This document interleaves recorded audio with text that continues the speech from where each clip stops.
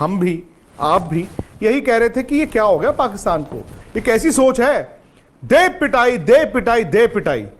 पर न्यूजीलैंड पर सवाल उठता है अब, जो टीम 401 रन बना के भी मैच हार जाए, भाई वो टीम तो जाना डिजर्व नहीं करती सेमीफाइनल में।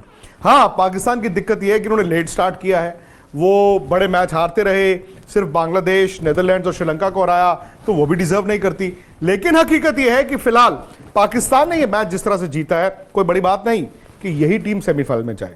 इक्वेशन अभी भी मुश्किल है, लेकिन बात पहले आज के मैच की। वो जो बरसात आई उसने थोड़ी देर के लिए न्यूजीलैंड की हेल्प की, लेकिन दोबारा जो बरसात आई उसने ही न्यूजीलैंड के लिए जो मैच था वो दफना दिया। भाई आप 402 चेज कर रहे थे, अब्दुल्ला शफीक आउट हो गए थे, लेकिन फखर जमान ने जिस तरह बैटिंग करनी शुरू की, और फखर जमान की बैटिंग आपको 90s की बैटिंग की तरह दिखी होगी, जैसे सईद अनवर खेलते थे। मुझे तो फखर जमान को खेलते देख ऐसा लग रहा था कि सईद अनवर ही बैटिंग कर रहे हैं, सईद अनवर ही बैटिंग कर रहे हैं। बाबर थोड़ा स्लो थे टू बिगिन विद, लेकिन एक इंटेलिजेंट नॉक थी, वो कप्तान की जिम्मेदारी वाली पारी थी। वो जानते थे कि अगर फखर जमान छक्के मार रहा है तो मुझे छक्के मार के कुछ नहीं मिलना है, मुझे सिर्फ स्ट्राइक रोटेट करनी है, भले ही मैं 4 गेंदे एक्स्ट्रा खेल लूं, क्योंकि शायद वो कॉन्फिडेंस उनको था कि फखर खेलते जाएंगे। लेकिन मेरा यह मानना था कि अगर पाकिस्तान की एक विकेट गिर जाती तो शायद वो दबाव आता, क्योंकि अक्सर होता क्या है ना, जब आप 402 रन चेज कर रहे हैं लगता है कि यार हम बना देंगे, और ब्रीफ एक पीरियड आता है जहां पे लगता है कि टीमें जो हैं चेज कर देंगी, बट फिर एक विकेट गिरती है, फिर 2 गिरती हैं, और फिर एंड में जाके रिजल्ट आपकी फेवर में नहीं जाता। इसीलिए जो बरसात हुई, जो पहले 1 घंटे की बरसात हुई, फिर टारगेट रिवाइज हुआ, 41 ओवर में 342 बनाने हैं, वहां पर पाकिस्तान का नुकसान था। ओवर 9 निकल गए, लेकिन एक हाई स्कोरिंग गेम में रन सिर्फ 60 कम हुए, लेकिन उनको फायदा हुआ वो जो 1 घंटे का ब्रेक हुआ, क्योंकि न्यूजीलैंड को उससे कोई फायदा नहीं हुआ, और फखर जमान और बाबर को सिर्फ आके दोबारा से 8-10 गेंदों में अपने आप को अप्लाई करना था। बट वो एक बात समझ गए थे कि ये मैच 41 ओवर नहीं जाएगा।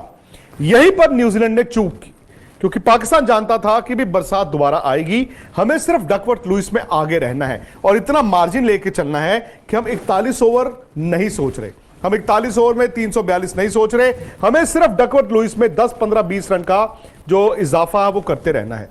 यहां पर न्यूजीलैंड के कप्तान केन विलियमसन ने मूर्खता की, सबसे बड़ी बेवकूफी की। वो जानते हैं बरसात ऐसा नहीं है कि अचानक से गिरती है, और कवर्स भी ऐसे नहीं है कि अचानक से प्रकट हो जाते हैं। आमतौर पर आप भी टीवी पे मैच देखते हैं, वो बूंदें गिरनी शुरू होती हैं, वो हल्की हल्की हल्की हल्की बूंदें गिरनी शुरू होती है, फिर कवर्स आते हैं and then they go off. और मैं जब मैच देख भी रहा था तो वो लग रहा था कि बस यार ये 5-7 ओवर की गेम है।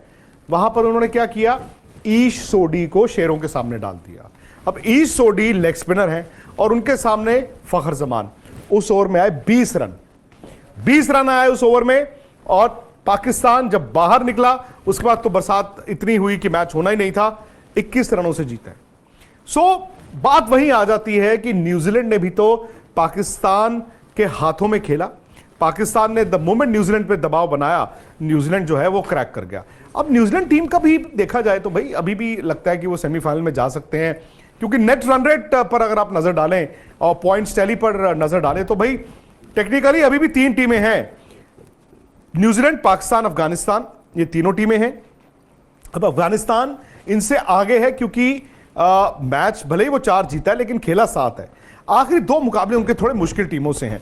पता नहीं अफगानिस्तान करिश्मा कर सकता है कि नहीं।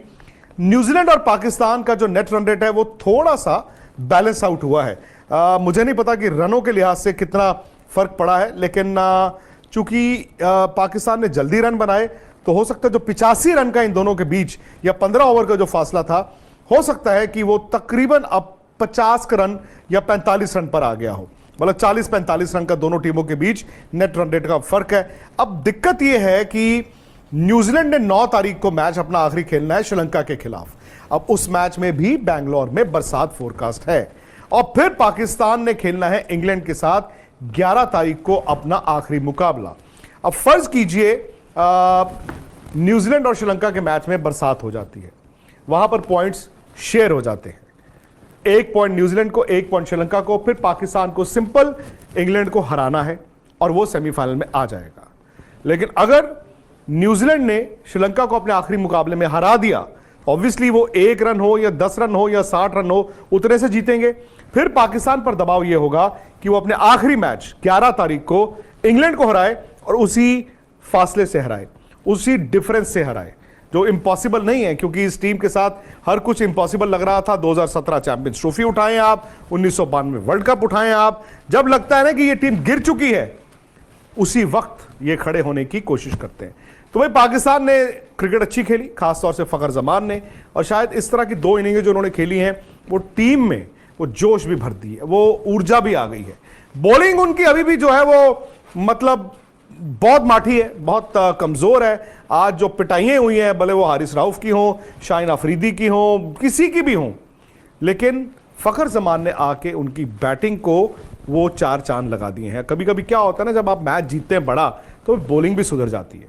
तो ये एक तरह से अभी भी मुझे लगता है कि वो कुदरत का निजाम की जो बात कर रहे थे, इंडिया वर्सेस पाकिस्तान सेमीफाइनल हो सकता है। पहले मैच के बाद लगा ये पाकिस्तान तो दूर दूर तक नहीं है, लेकिन अब अगर इंडिया कल साउथ अफ्रीका को हरा दे और पाकिस्तान चौथी टीम बन के आ जाए, तो फिर कोलकाता में 16 तारीख को ये दोनों टीमें आमने सामने हो सकती हैं। अब आपको क्या लगता है, क्या ये मुमकिन है?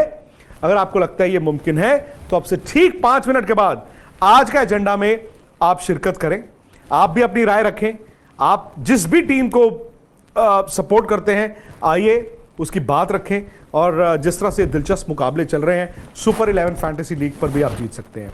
कल तो बड़ा मुकाबला है जी, India versus South Africa, Eden Gardens. तो इसके लिए जब आप टीम बनाने जाएं तो ध्यान से बनाएं।